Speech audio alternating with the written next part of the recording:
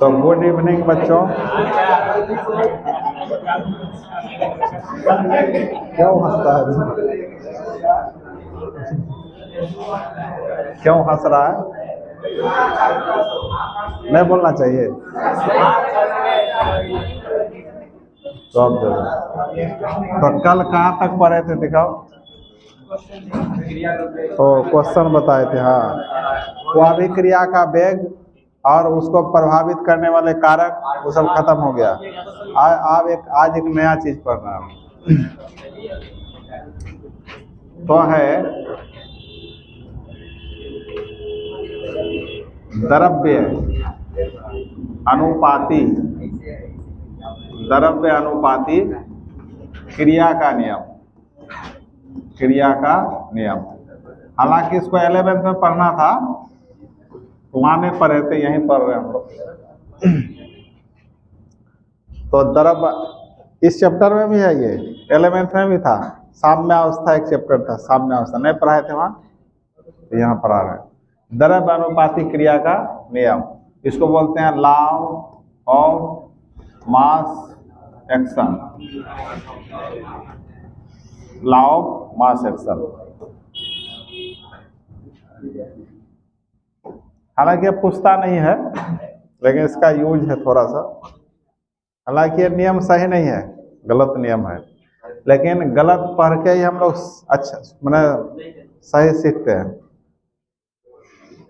तो द्रव्य अनुपाती क्रिया का नियम दिया था। एक नॉर्वे देश है ना, नॉर्वे, नॉर्वे, तो नॉर्वे का दो वैज्ञानिक था, गुलबर्ग और वागे, गुलबर्ग और वागे। उन्होंने दोनों ने इस नियम को दिया था। हालांकि यह नियम एक सैद्धांतिक विधि है। सैद्धांतिक में जो वास्तविक नहीं है, थ्योरेटिकल है, वास्तविक नहीं है। जैसे सरकार का बहुत सारा काम होता है, कागज में कुछ लिखा हुआ है कि हाँ ये काम हो गया है ना, या पेपर में या कहीं छप जाता है ये काम सरकार द्वारा किया गया। लेकिन जब वास्तविकता में चेक होता है कि पता लगता है कि नहीं हुआ है कुछ, उसे वो सैद्धांतिक कहते हैं, मतलब थ्योरेटिकल है। कैसे थ्योरेटिकल है तो अभी देखेंगे सब हम लोग। और लिखो इस नियम को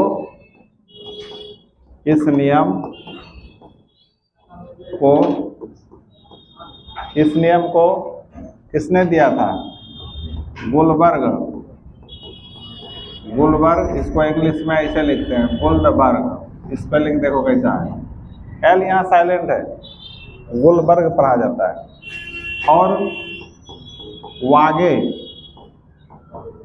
वागे का स्पेलिंग देखो ऐसा है, वागे ने दिया था। और ये दोनों बेचारा कहाँ का रहने वाला था? नॉर्वे का।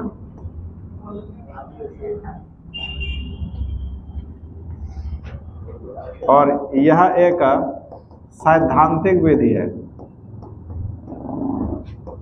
सैद्धांतिक विधि है। सैद्धांतिक मतलब जो जिसको थ्योरेटिकल कहते हो इंग्लिश में, थ्योरेटिकल मेथड, मतलब वास्तविक नहीं है, जो वास्तविक नहीं है, जो वास्तविक नहीं है,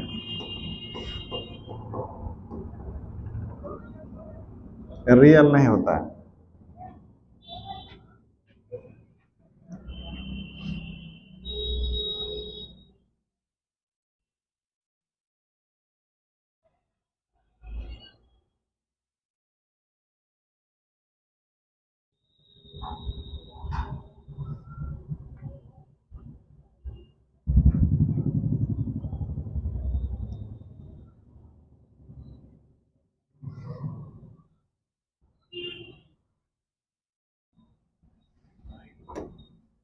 अब क्या था यह नियम, इसी को देखना है थोड़ा सा। मान लो कोई रासायनिक अभिक्रिया है, ए प्लस बी सब मिल करके सी बनाया और डी बनाया। ये जो कैपिटल ए कैपिटल बी है वो अभिकारक है, अभिक्रिया करने वाला है, रिएक्टेंट जिसको बोलते हो। और स्मॉल ए के मोल की संख्या है या ए के अणु की संख्या ही बोल सकते हो। एक मोल में कितना अणु रहता है? 6.023। यदि एक मोल बोलोगे तो इसका ए का कितना अणु होगा? 6.023 गुना 10⁻23 अणु होगा।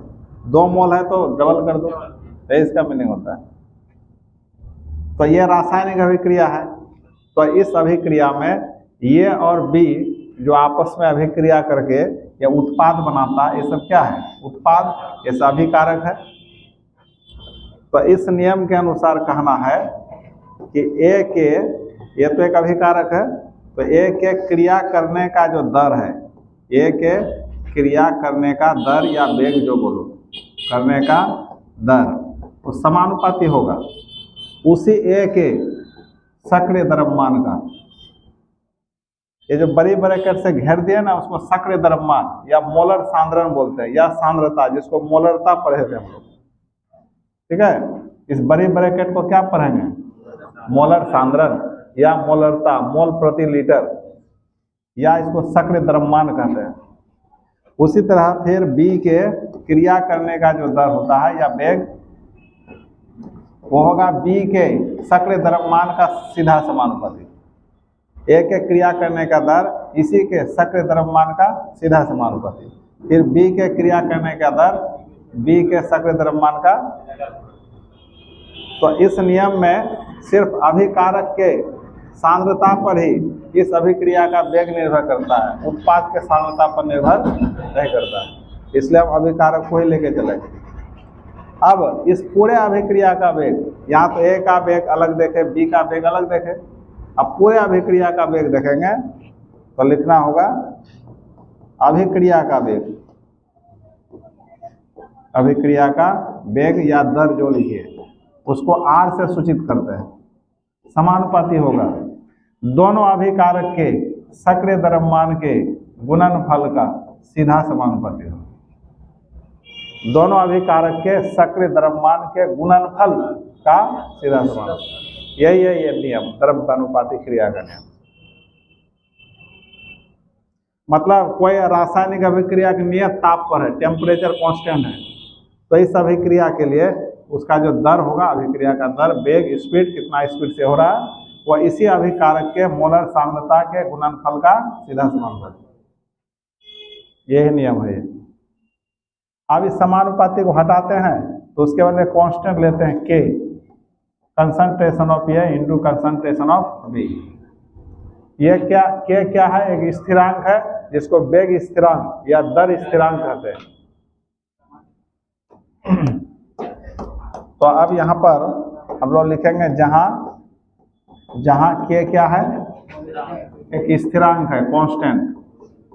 इस स्थिरांक को क्या कहते हैं?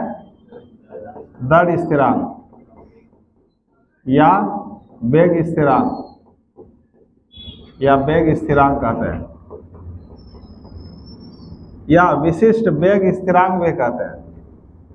तो इसको इंग्लिश में कहते हैं रेट कांस्टेंट, रेट कांस्टेंट या वेलोसिटी कांस्टेंट, वेलोसिटी कांस्टेंट।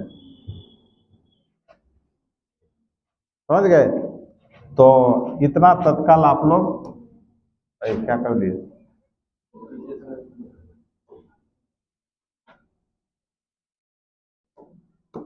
इतना उतार लो पहले। यह बात द्रव्य अनुपातिक क्रिया के नियम के अनुसार हुआ। हालांकि ये बात सही नहीं है, ये जो लिखा गया ये पूरी तरह गलत है, ठग लेता है पूरा दुनिया को, ये कुछ देर के लिए ठग लिया है। लेकिन शुरुआत किया है तो इसी को सीखते सीखते सीख लिया गया है।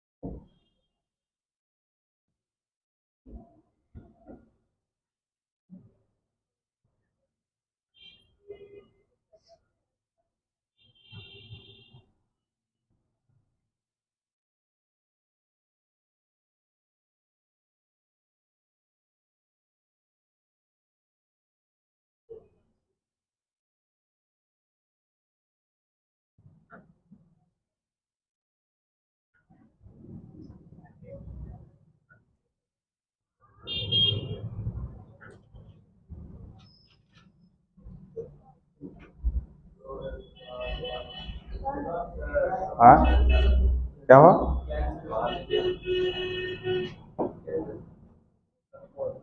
उतर गया। अब देखो, अब ये तो सिर्फ अभिकारक के सांद्रता पर देखे हम लोग, ये जो मोल की संख्या ये कहाँ चल गया? इसका तो कुछ यूज होगा, तो देखो कहाँ कैसे यूज होता है। ये जो ए और बी है, स्मॉल ए स्मॉल बी, ये दोनों अभिकारक के मोल की संख्या को बताता है। ये जो अभिकारक है ना, कागजी अनुसार सिद्धांत, यह सिद्धांत बिना कुछ प्रयोग किए अपने बोल देता है, ऐसे होता है। तो इस ए को आप इसके ऊपर पावर में दिखाते हैं। ये जो मोल की संख्या है, ए पर पावर बी पर पावर, यहाँ फिर ए पर पावर बी पर पावर, ए पर पावर बी पर पावर, लिख लो उसको भी। मतलब एक कागजी क्रिया है कि जो यहाँ देखे वही यहाँ पावर में बैठा दिए, जो वास्तविकता नहीं है वो। जैसे सरकार का योजना है ना, हर घर शौचालय, तो कागज में तो छप गया है, कागजी प्रक्रिया पूरा है कि इतना शौचालय हमने बनवाया, लेकिन जब सरकार चेक करने भेजा गांव में, तो शौचालय तो बना है लेकिन वो यूज नहीं हो रहा है शौचालय, उसमें चूल्हा घर बना लिया है, खाना बना रहा है, वहाँ कुछ भूसा भर दिया है। तो वहाँ पूछा कि टॉयलेट क्यों यूज नहीं कर रहे हैं, बोला कि जगह ही नहीं है तो इसी को यूज कर रहे हैं, किचन बना लिया है, भूसा घर बना लिया है। तो कागजी प्रक्रिया में तो है वो बन गया है, लेकिन वास्तविकता में यूज नहीं हो रहा है। वही बात, ये नियम कागजी प्रक्रिया में तो ये जो मोल की संख्या था ये वापस का घात पर चल गया, पावर में चल गया, सक्रिय द्रव्यमान के पावर में आ गया, लेकिन वास्तविकता ये नहीं है। ये पावर में हो भी सकता है, ये भी नहीं भी हो सकता, ये एक्सपेरिमेंट करके पता चलता है कि ये होगा कि नहीं होगा। तो इसके लिए अगला भी स्टेप है, उसमें पढ़ेंगे। यहाँ तो हो गया ना। तो इस अभिक्रिया का मतलब इस नियम का प्रयोग एक रिएक्शन के लिए हम लोग करते हैं। यहाँ पे एक रिएक्शन ये भी माने हैं, जैसे एक रिएक्शन है N2 प्लस 3H2, ये मिलके बनाया 2NH3। तो इस अभिक्रिया के लिए हम लोग द्रव्य अनुपाती क्रिया के नियम लागू करेंगे। क्रिया के नियम से, के नियमानुसार। तो लिखो R, ये वाला लिखना, ये वाला पर। तो K N2 का सक्रिय द्रव्यमान, यहाँ क्या है 1 छुपा है, पावर 1 लिख दो, गुना, या प्लस है तो प्लस नहीं करना है, गुना लिखना है, और H2 का सक्रिय द्रव्यमान पावर कितना 3। तो यह बात कागजी प्रक्रिया है, यहाँ जो देखे वही पावर में रख दिए। यह वास्तविकता पता चलेगा कि यहाँ 1 होगा कि नहीं होगा, कि दूसरा चीज होगा, यहाँ 3 होगा कि नहीं होगा, कि दूसरा चीज होगा। ये एक्सपेरिमेंट से, प्रयोग से पता चलेगा, उसको प्रायोगिक लेवल बोलते हैं, प्रायोगिक माने एक्सपेरिमेंटल कंसेप्ट बोलते हैं उसको। तो इस नियम के अनुसार इस अभिक्रिया का वेग निकला, अभिक्रिया का वेग या अभिक्रिया का दर निकला है। इसको अभिक्रिया वेग व्यंजक बोलते हैं। इसको भी उतार लो।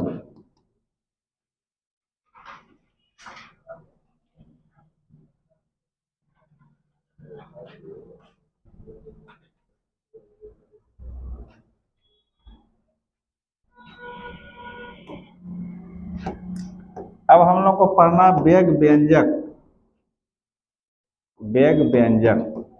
ये पूछता है, ये पूछा गया है, या दर व्यंजक,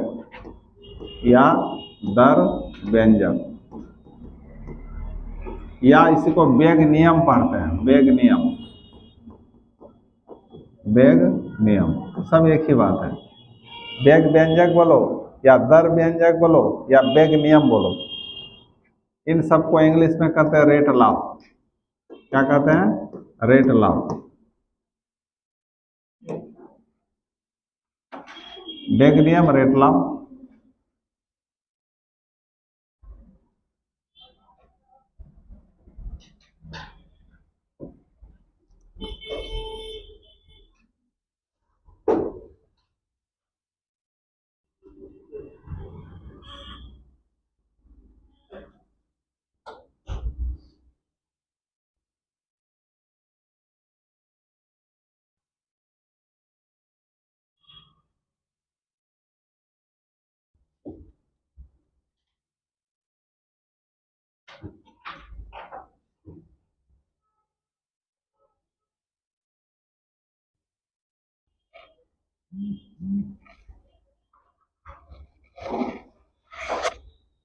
हो गया।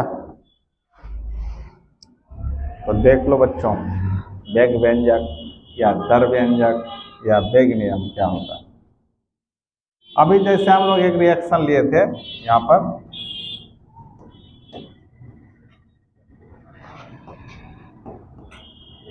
इसको लिख लिए सब। तो इसको थोड़ा यूज होगा आगे से, हमको इसको सेव कर देते हैं, कर दें सेव। तो बेग व्यंजक तो हेडलाइन लिखा गया। तो देखो, तो उसी तरह जो अभी सपोज किए थे, ये स्मॉल ए प्लस बी इस कैपिटल बी मिलके बनाया सी, सी प्लस डी डी, एक रासायनिक अभिक्रिया है। ये आपका अभिकारक है, ये उत्पाद है। तो इस अभिक्रिया का जो दर, वास्तविकता का दर है, वास्तविक दर किस पर निर्भर करेगा? इसके लिए हमको एक्सपेरिमेंट करना पड़ेगा, प्रयोग करके देखना पड़ेगा। तो मान लो एक क्रिया करने का दर वो मान लेते हैं आर, ठीक है, और इस ए का सांद्रता शुरू में 1 मोल प्रति लीटर है, इसका सांद्रता 1 मोल प्रति लीटर है। तो हम इसकी सांद्रता इसमें डबल कर दो, तो जब इसका इस अभिक्रिया में ए का सांद्रता 1 मोल प्रति लीटर है, तो इसका रेट मान लो R1। क्या मान लो? माने R1 दर से अभिक्रिया हो रहा है। यदि इसकी सांद्रता तुम 2 गुना कर दिया, 1 से 2 कर दिया, 2 मोल प्रति, तो डबल बढ़ा दिया सांद्रता, तो इसका रेट भी यदि डबल हो गया, ठीक है, तो इसका दर क्या लिखोगे? इसका दर लिखोगे ए समानुपाती ए, ऐसे लिखो। मतलब ये जब तुम 2 गुना किया तो दर भी तो 2 गुना हो गया, तो इसलिए ये 2 गुना तो बराबर ये भी क्या हो गया? 2 गुना, अर्थात 2 गुना इधर कैसे होगा? 2a, मतलब क्या करोगे? 2 पर, मतलब a पर पावर क्या करोगे? 1, यहाँ 1, तब ना समानुपाती होगा। दर 2 गुना, ये सांद्रता क्या कर दिए? 2 गुना सांद्रता, सांद्रता इधर है, तो सांद्रता जब 2 गुना किया तो दर भी क्या हो गया? तो 2, और सांद्रता 2 गुना, मतलब ये तुम्हारा प्रारंभिक सांद्रता है, ठीक है। तो उस समय दर क्या है? R1, तो वही लिखे R1, उसका सांद्रता क्या है? ऐसा है। अब इसका दर हम 2 गुना कर दिए, तो 2R1 होगा, तो इसके भी सांद्रता यदि 2 गुना हो गया,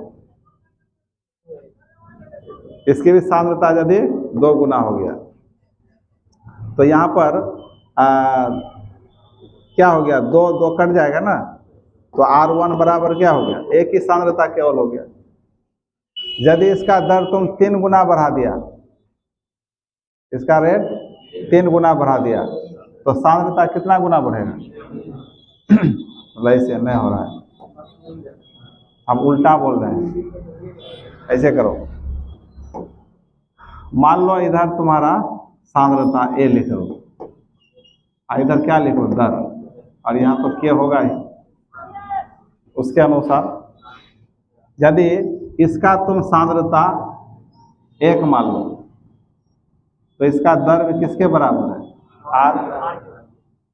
इसकी सांद्रता डबल कर दो, तो इसका दर भी यदि डबल हो जाए, तो इसका मतलब इसका सांद्रता और दर आपस में सीधा समानुपाती है ना हुआ। अब ए का सांद्रता तुम 4 कर दो तो इसका दर 4 गुना होगा। कैसे होगा? 2 पर पावर 2 करोगे तब ना 4 गुना होगा।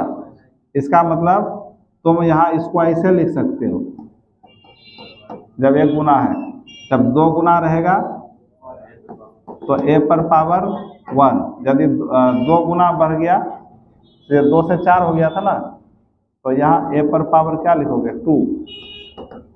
यदि तुम सांद्रता कितना कर दिया? 3 गुना, तो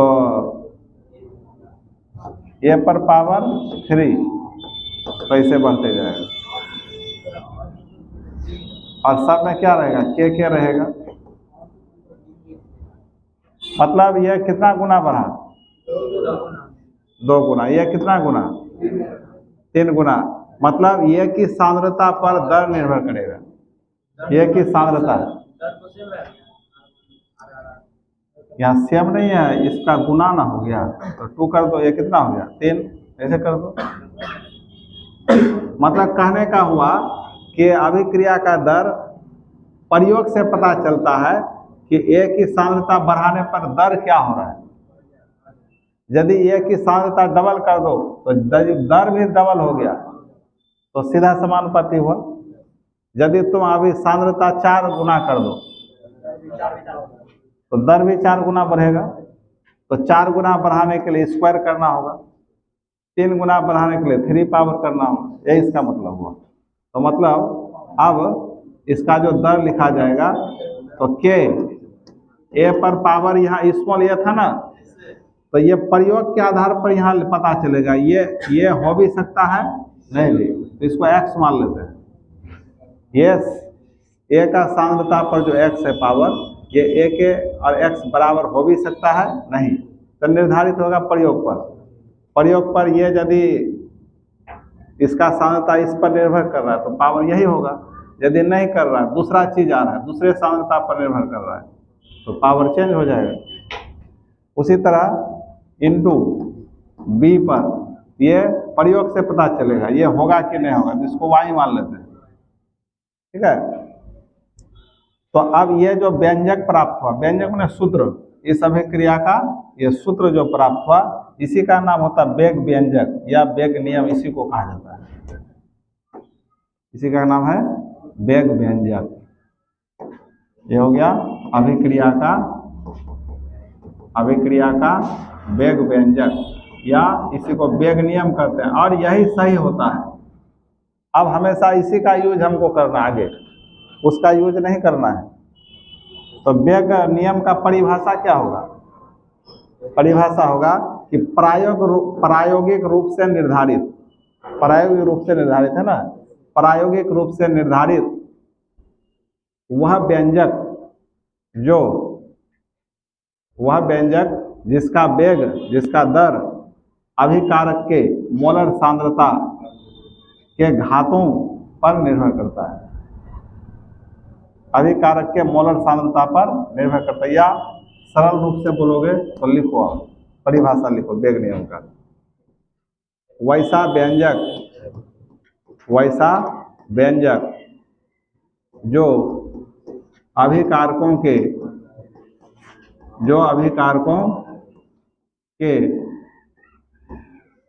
मोलर सांद्रता पर अभिक्रिया के दर या वेग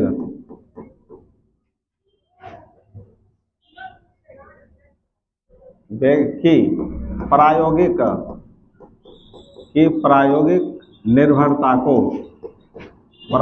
निर्भरता को दर्शाता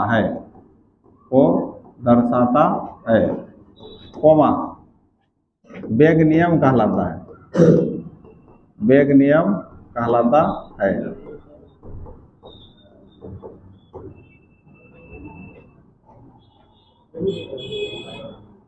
एग्जाम्पल में आप इसको उतार लो।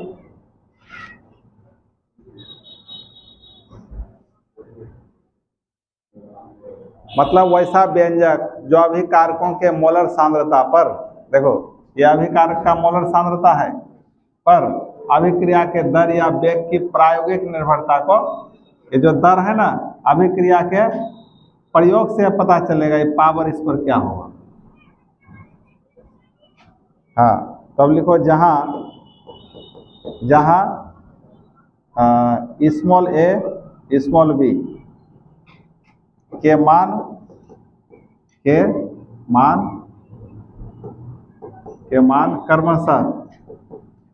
क्रमशः x तथा y के बराबर हो भी सकता है और नहीं भी हो सकता है, ये किस पर निर्भर करेगा? प्रयोग पर, एक्सपेरिमेंट पर निर्भर करेगा। इसलिए वेग नियम एक कैसा नियम है?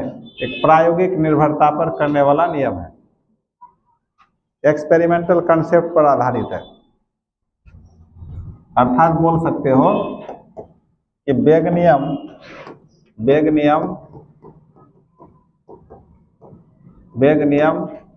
एक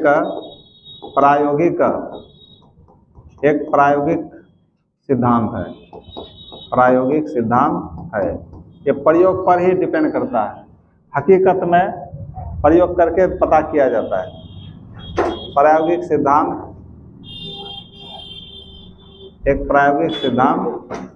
पर आधारित है। इसलिए इसी को सही मानना है हमेशा। अब इसी का यूज आगे होगा, जितना भी हम लोग वेग दर लिखेंगे, कोई भी रासायनिक दर, अभिक्रिया का दर लिखेंगे ना, तो इसी को अब दिमाग में रखना है, उसको यूज नहीं करना है। वो कागजी प्रक्रिया है, ये वास्तविक प्रक्रिया है।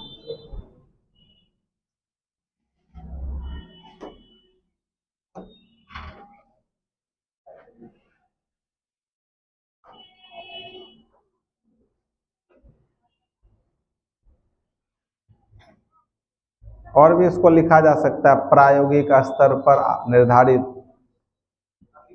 अभिक्रिया का वह वेग जो अभिकारकों के मोलर सांद्रता पर निर्भर करता है, वो भी लिख सकते हैं।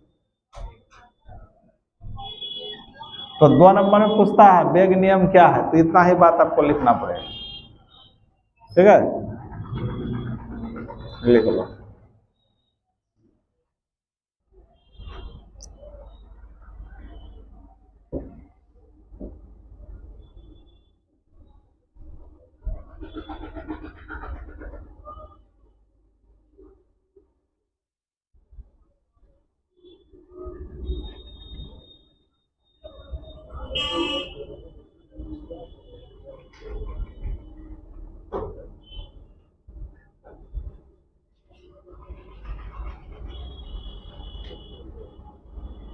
हो गया? हाँ, समझ में आया? मतलब ये तो समझ में आ रहा है। तो ये नियम कहता है कि तुम जो द्रव्य अनुपातिक क्रिया के अनुसार इसी ए को उठा के यहाँ रखते हो, ये हो भी सकता है, नहीं भी हो सकता। ये प्रयोग पर निर्धारित करता है, प्रयोग के आधार पर क्या होगा वही यहाँ लिखा जाता है। बस यही समझो, समझ गए? वही बात लिखा हुआ है। वैसा व्यंजक जो अभिकारकों के मोलर सांद्रता पर, ये व्यंजक हुआ अभिकारकों का मोलर सांद्रता पर अभिक्रिया का दर या वेग, ये कि प्रायोगिक निर्भरता को दर्शाता है। मतलब प्रयोग के आधार पर पता चलता है। ये जो दर लिखते हो, ये जो सांद्रता पर पावर लिखे हो, वो वास्तव में सही है कि नहीं है, ये प्रयोग पर पता चलता है। ठीक है, बस यही समझना है। अब वेग नियम एक प्रायोगिक सिद्धांत पर आधारित है, लेकिन द्रव्य अनुपातिक क्रिया का नियम एक सैद्धांतिक सिद्धांत है। वो वैसे कागजीपन आभासी है, वैसे बोल दिया क्या ऐसे होता है। वो एक्सपेरिमेंट करके नहीं देखता है, एक्सपेरिमेंट करके देखता है, तब यहाँ पावर इसके आधार पर, प्रयोग के आधार पर लिखा जाता है। यही इसका मतलब हो। तो आपको परीक्षा में सब पावर लिखा रहेगा, ये नहीं कि प्रयोग करके दिखाओ।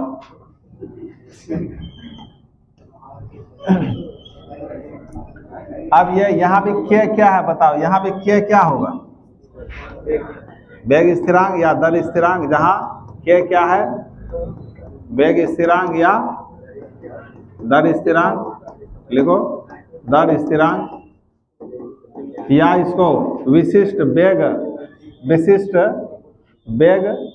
या विशिष्ट स्थिरांक वेग भी कहते हैं। हटा, उतना लंबा चौड़ा क्यों मैं हूँ। तो अब ये के का परिभाषा हमको जानना है, पूछा भी है क्वेश्चन, वेग स्थिरांक किसे कहते हैं? ठीक है, इंपॉर्टेंट है, इसको उतार लो। अब हेडलाइन में लिखो वेग स्थिरांक, इसको हम लोग दर स्थिरांक भी बोलते हैं।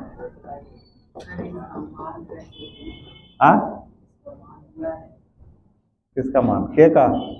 हाँ, के का मान दिया रहता है तभी ना होगा, ये तो एक कांस्टेंट है, इसका वैल्यू तुम थोड़े नहीं बता सकते हो, प्रयोग से पता चलता है।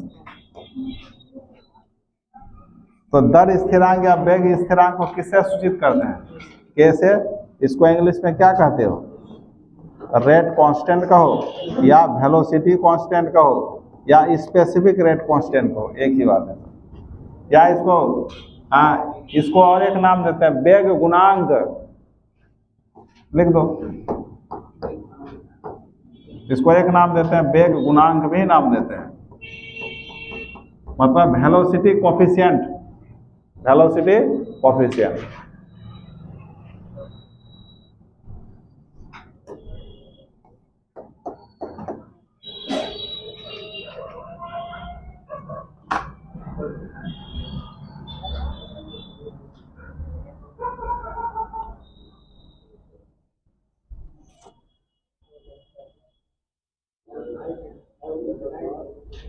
हो गया? वीडियो बन रहा है?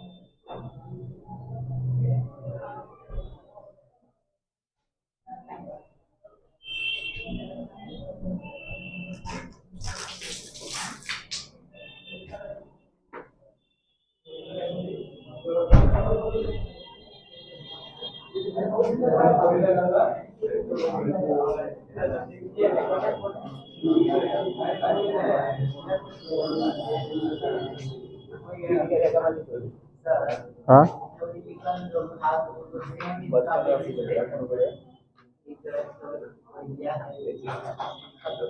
हाँ उसी बेसिस पर है, लेकिन ये एक्सपेरिमेंट करके रखता है मान, वैसे नहीं रख देता अंदाजी। उसी नियम को फॉलो किया है, लेकिन ये प्रयोग करके देखता है, और वो बिना प्रयोग करके रखते जा रहा था, जो गलत हो गया। प्रयोग करके देखा तो कुछ और आ रहा है, जो लिखा था वो सही नहीं हो रहा है। तो अब देखो वेग नियम, तो अभी ये इस अभिक्रिया का वेग व्यंजक है, ये वेग नियम है ये, तो उसको हम फिर से लिखते हैं। तो R बराबर क्या है? के ए पर पावर x इंटू बी पर पावर। तो यहाँ पर यदि ए का सक्रिय द्रव्यमान या मोलर सांद्रता बराबर बी का मोलर सांद्रता का मान 1 मान लिया जाए, तो अब बताओ R बराबर क्या होगा? के, इसको तो 1 मान लिए, इसको भी, तो R बराबर क्या हो गया K। इसका मीनिंग हुआ कि जब अभिकारक का मोलर सांद्रता इकाई हो जाए या एकांक हो जाए, तब उस अभिक्रिया का जो दर होता है ना, वही दर स्थिरांक कहलाता है। समझ में गया? तो अब परिभाषा लिखना है, तो आप लोग इसको लिखते हुए लिखो परिभाषा। इस प्रकार दर स्थिरांक को निम्न तरीका से परिभाषित करते हैं।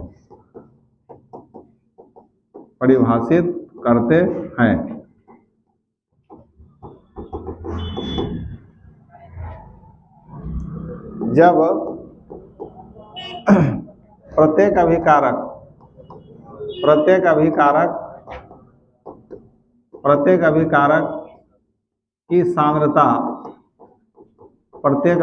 की सांद्रता इकाई या क्या, इसको यूनिटी कहते हैं, माने 1। जब प्रत्येक अभिकारक की सांद्रता इकाई हो जाती है, तब उस अभिक्रिया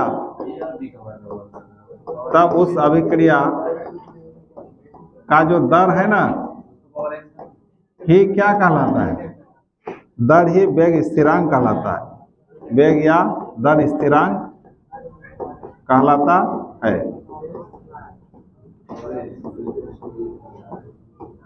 ठीक है, तो ये हो गया वेग स्थिरांक का परिभाषा।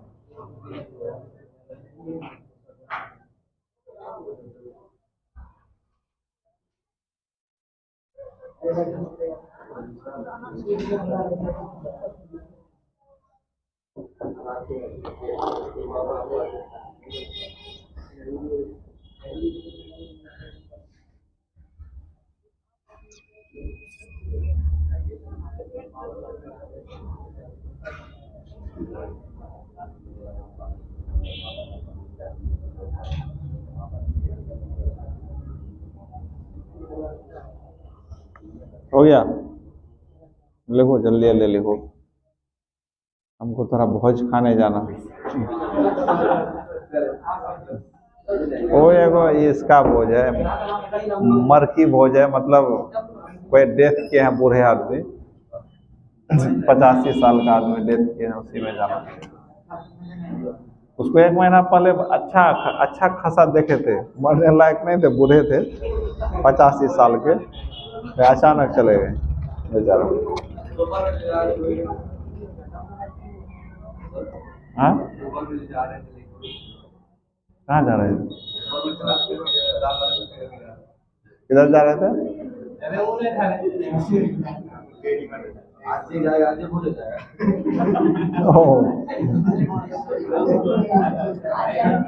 जो आज जा रहा था उसी का बहुत समझ रहा है। एक दिन में बहुत थोड़े होता है, 13 दिन बाद होता है।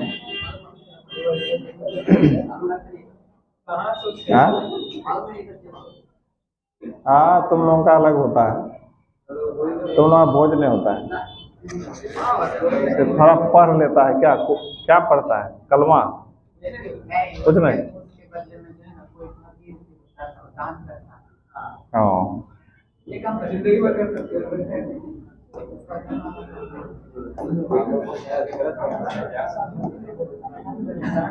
अब देखो,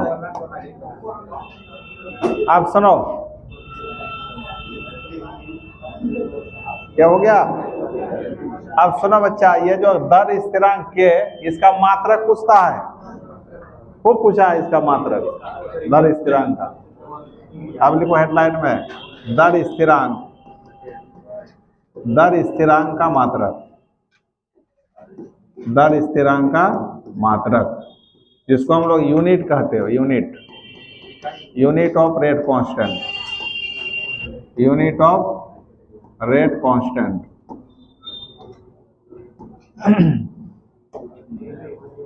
दर स्थिरांक का मात्रक। हाँ?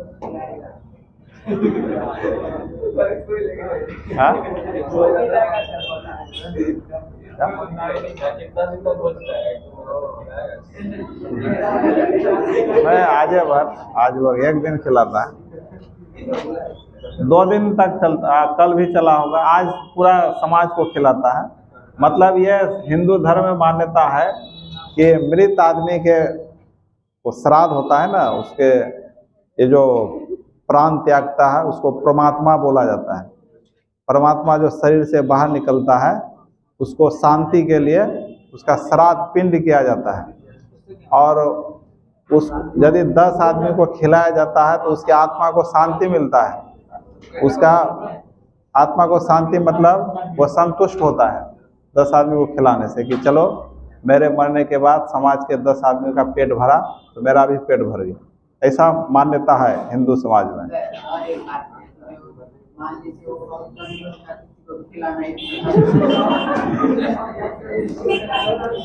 अब चलो सबका अलग अलग थ्योरी है। अब देखो दर स्थिरांक का मात्रक क्या होता है। जो गरीब रहता है ना उसका जो रिलेशन रहता है सब हेल्प करता है, वैसे नहीं करता है। हम भी खुद किए हैं, हम भी 25,000 रुपया किसी को हेल्प किए थे। मेरा रिलेटिव है, बहुत गरीब था, तो हम अपने से दान किए, तो सब मिलजुल के कर देता है, उसमें कोई टेंशन नहीं। हाँ, शादी के जैसा।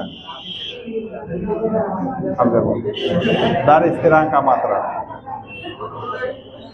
अब सुनो, देखो आप फालतू चीज मत जाओ उधर।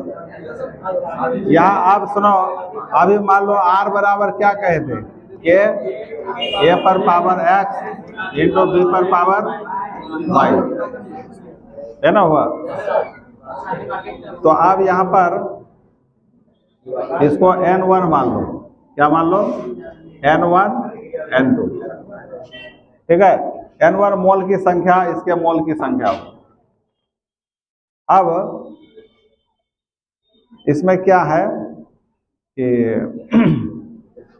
n1 n2 यहाँ चूंकि गुना है तो पावर क्या होगा, जुटेगा नहीं जुटेगा पावर, तो बेस सांद्रता समान है ना, है इसके अंदर देखना नहीं है, ये सांद्रता बेस समान है तो पावर जुटेगा। अब इसका दर हम लोग ऐसे भी लिख सकते थे, जैसे यहाँ पर ऐसे मान लो, पहले रिएक्शन मान लो इसको ऐसे, n1a प्लस n2b, ये मिलकर बनाया कोई प्रोडक्ट बना दिया, जो मान लो CD कुछ भी मान लो। अब इसका दर लिखे गए, तो हम लोग तात्क्षणिक दर नियम, तात्क्षणिक वेग पढ़े थे, तो उसके अनुसार dx बटे क्या लिखते थे, dc बटे dt लिखते थे, या x मान लिए। और वेग नियम के अनुसार इसका दर क्या लिखोगे, k a पर पावर n इंटू b पर पावर n, ये ना लिखोगे। तब यहाँ जब लिख दिया ना ये, तो समझ जाओ वेग नियम ही, वो द्रव अनुपातिक क्रिया का नियम नहीं लागू होगा। हमेशा आप यही सोच के लिखना, मैंने प्रयोग के आधार पर ही हम लिख रहे हैं। अब देखो यहाँ पर यदि n1 प्लस n2 को n मान लिया जाए, ठीक है, तो ये जो n बना टोटल योग, तो इसको कहा था अभिक्रिया की कोटि। क्या कहता है, अभिक्रिया की कोटि कहा जाता है। इसी को ऑर्डर ऑफ रिएक्शन कहते हैं। ये कई बार पूछा है, बार बार पूछता है, अभिक्रिया की कोटि, ठीक है। तो कहने का मतलब अभिक्रिया की कोटि का परिभाषा क्या दे सकते हो, किसी वेग नियम व्यंजक में, वेग नियम व्यंजक है कि नहीं, अभिकारक के मोलर सांद्रता के घातों का कुल योग ही क्या कहलाता है। हो गया परिभाषा, अगले क्लास में पढ़ेंगे। लेकिन आप इकाई मात्रक, किसका मात्रक पढ़ने जा रहे हैं, दर स्थिरांक मतलब किसका मात्रक। तो अब ये n क्या है समझ में आ गया। इसलिए अब k का जो मात्रक निकालने का एक सूत्र होता है, वैसे तो हम प्रूफ भी कर सकते हैं उस सूत्र को, लेकिन टाइम लगेगा। तो k का मात्रक का सूत्र है मोल प्रति लीटर पर power 1 minus r into second inverse. के का मात्रा निकालने का सूत्र हो गया, क्या सूत्र हुआ बताओ? या इसको इंग्लिश में लिखोगे मोल लीटर पर पावर क्या 1 माइनस r इंटू क्या सेकेंड इनवर्स। तो ये सामान्य अभिक्रिया के लिए हुआ, लेकिन स्पेशल कोई यदि गैस अभिक्रिया है, गैस सब चीज गैस, ये भी गैस, ये भी गैस, वो भी गैस, प्रोडक्ट भी गैस है, तो उसको गैस अभिक्रिया बोलते हैं। तो गैस अभिक्रिया के लिए मोल प्रति लीटर के जगह एटीएम लिखा जाता है। तो इस पूरे के बदले क्या लिखेंगे? एटीएम पर पावर 1 माइनस r इंटू क्या। तो ये बात किसके लिए हुआ?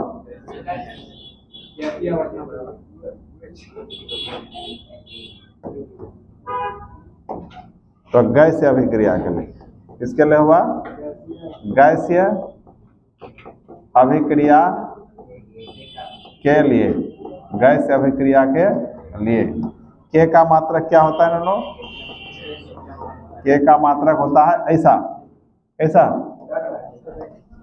ऐसा होता है। और ये जनरल अभिक्रिया के लिए होता है ऐसा। इसका यूज भरपूर होने वाला है, उतार लो। क्या?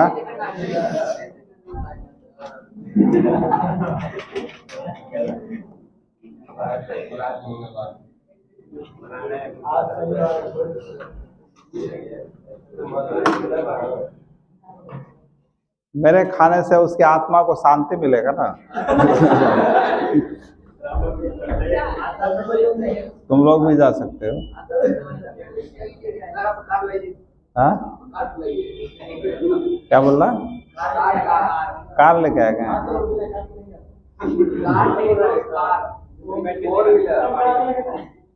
अच्छा, ट्रेन लाएंगे, ट्रेन।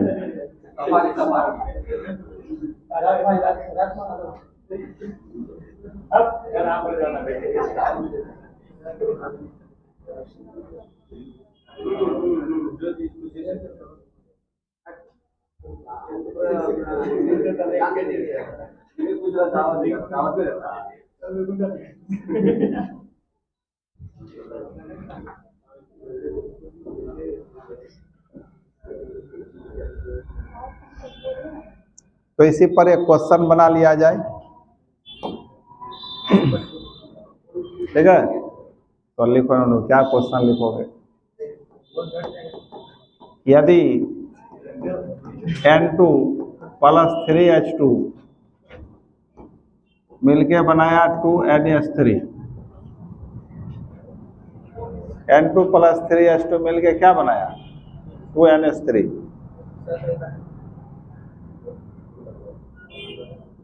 है।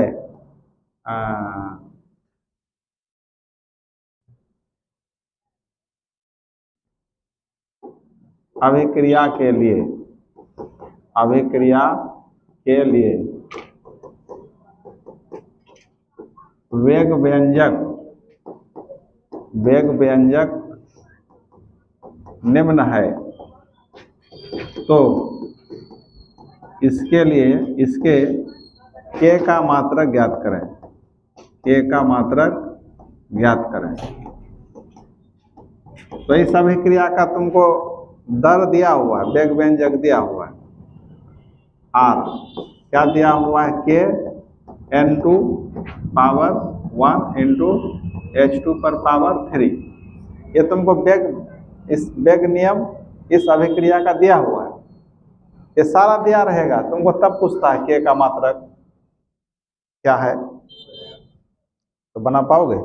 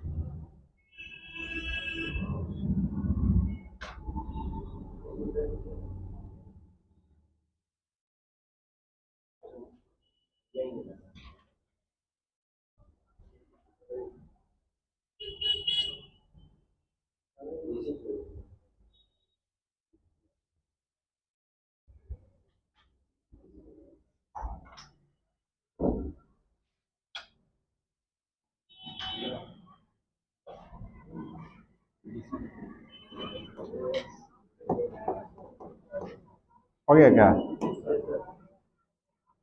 तो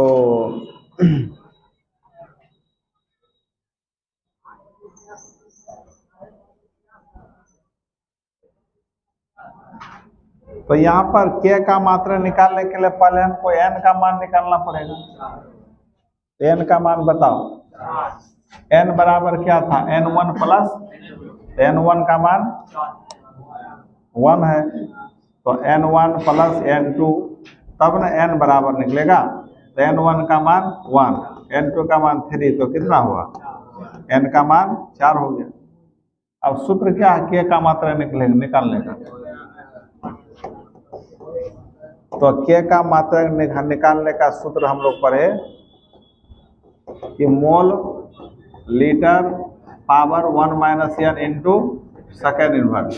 तो mole litre n minus 4, n का मान 4 है ना, इंटू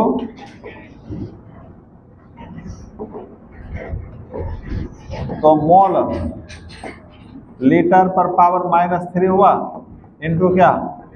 अब ये -3 सब पर न पावर आ गया, तो किस पर आया बताओ? तो मोल पर -3, लीटर पर पावर 3 होगा। नीचे है ना, नीचे है। उसके बाद सेकेंड इनवर्स, तो हो गया k का मात्रा, आंसर हो गया तुम्हारा। मोल पर power -3 litre cube into second inverse. अच्छा, यदि ये गैस से अभिक्रिया होता ये, तो इसके जगह खाली क्या होता? ये पूरे के जगह, तो ये पूरे के जगह हो जाता ATM power -3 into second inverse.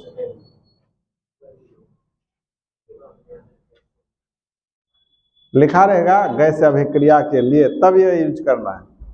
नहीं लिखा हुआ है तो ऐसे ही लिखना है।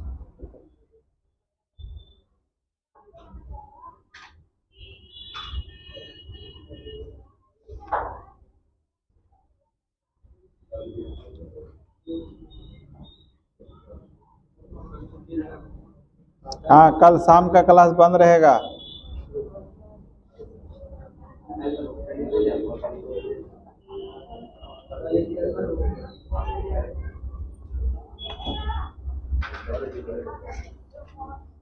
हो गया। अब ये दर स्थिरांक का कुछ विशेष लक्षण गुण होता है, उसको भी जान लो, इससे भी ऑब्जेक्टिव क्वेश्चन पूछा जाता है। दर स्थिरांक के गुण या लक्षण। दर स्थिरांक मतलब के की विशेषताएं लिख दो। के की विशेषताएं, कैरेक्टरिस्टिक्स या प्रॉपर्टीज। तो पहला विशेषता है, यदि किसी रासायनिक अभिक्रिया का ताप तुम बढ़ाते हो ना, ताप बढ़ाते हो, तो उसका दर भी क्या होता है? बढ़ जाएगा। पढ़े थे ना? ताप बढ़ाने से गैसों के अणुओं की गतिज ऊर्जा बढ़ जाता है, ज्यादा टक्कर करने लगता है। यदि अभिक्रिया का ताप निश्चित है, ताप निश्चित होने पर k का मान भी निश्चित होता है। k का मान भी निश्चित रहता है, मान भी निश्चित रहता है। क्या मीनिंग हुआ इसका? मीनिंग, यदि कोई रासायनिक अभिक्रिया टेम्परेचर तुम कांस्टेंट रखे हो, नियत चेंज नहीं कर रहे हो, तो k का मान भी नियत रहेगा, वो नहीं बदलेगा। हाँ, यदि ताप बदल ले तो k का मान भी बदल जाता है। तीसरा नंबर, ताप परिवर्तन होने पर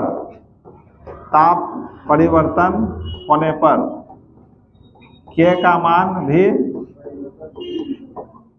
भी परिवर्तित हो जाता है।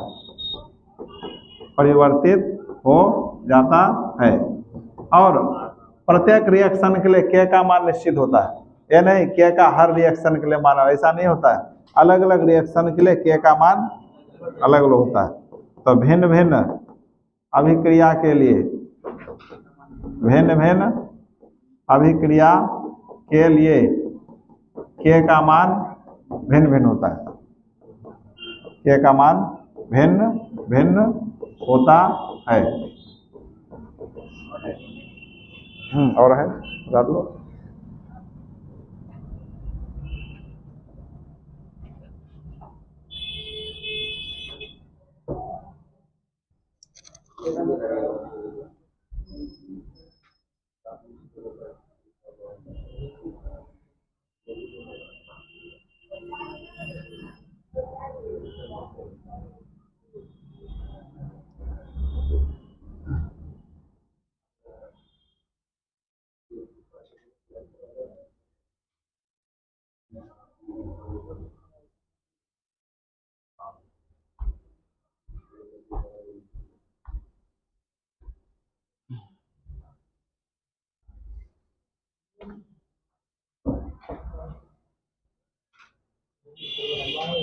ताप परिवर्तन होने पर K का मान भी क्या हो जाता है, मतलब ताप यदि बढ़ा हो तो K का मान भी बढ़ेगा, ताप घटा हो तो K का मान भी घटेगा, ये इसका मतलब। अच्छा, K का जो मान है ना, ये जो तुम्हारा अभिकारक है ना, इसके प्रारंभिक मोलर सांद्रता, पहले जो मोलर सांद्रता था उस पर निर्भर नहीं करता है।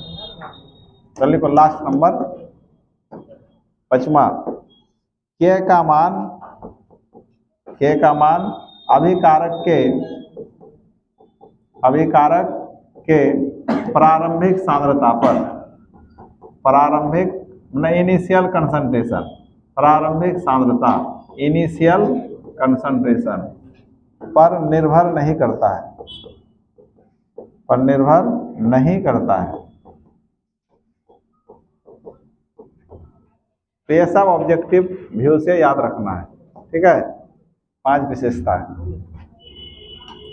अब फिर हम लोग को पढ़ना है, आज तो नहीं पढ़ाएंगे, लिख लो हेडलाइन, नहीं तो भूल जाएंगे क्या पढ़ाना है।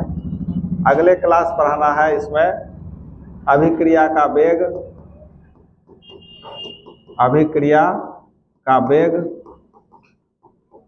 और वेग स्थिरांक, वेग स्थिरांक। अभिक्रिया का वेग मीन्स R हो गया, अब वेग स्थिरांक मतलब K हो गया, के बीच अंतर, के बीच क्या पढ़ना है, अंतर, ठीक है। उसके बाद फिर हम लोग इसी में पढ़ेंगे अभिक्रिया की कोटि जो लिखे थे उसका परिभाषा। अभिक्रिया कोटि के आधार पर कितने प्रकार का होता है, प्रथम कोटि अभिक्रिया, द्वितीय कोटि अभिक्रिया, शून्य कोटि अभिक्रिया, सब भरमार पूछता है सब।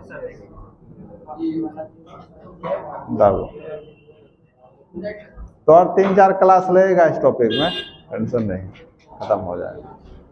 तो चलो मिलते हैं फिर अगले, परसों हम लोग मिलते हैं, कल नहीं मिलना है। जो क्लास है उसमें तो आना है, शाम में नहीं होगा क्लास। तो गुड नाइट, बंद कर दो।